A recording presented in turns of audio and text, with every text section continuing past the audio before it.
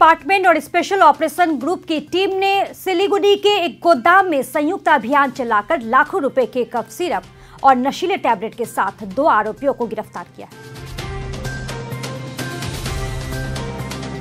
गिरफ्तार आरोपियों के नाम दीपक पाल और गणेश साहा है, जिसमें दीपक पाल न्यू पालपाड़ा के नेताजी सरनी एवं गणेश साहा विवेकानंद पल्ली स्थित राजा राम मोहन राय का निवासी बताया गया है।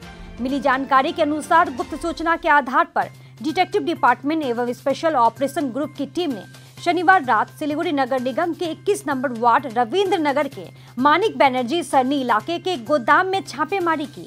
इस दौरान गोदाम से 1200 से ज्यादा कफ सिरप और 1080 पीस नशीले टैबलेट बरामद किए गए, जिसके बाद दीपक पाल और गणेश पाल को गिरफ्तार कर लिया गया।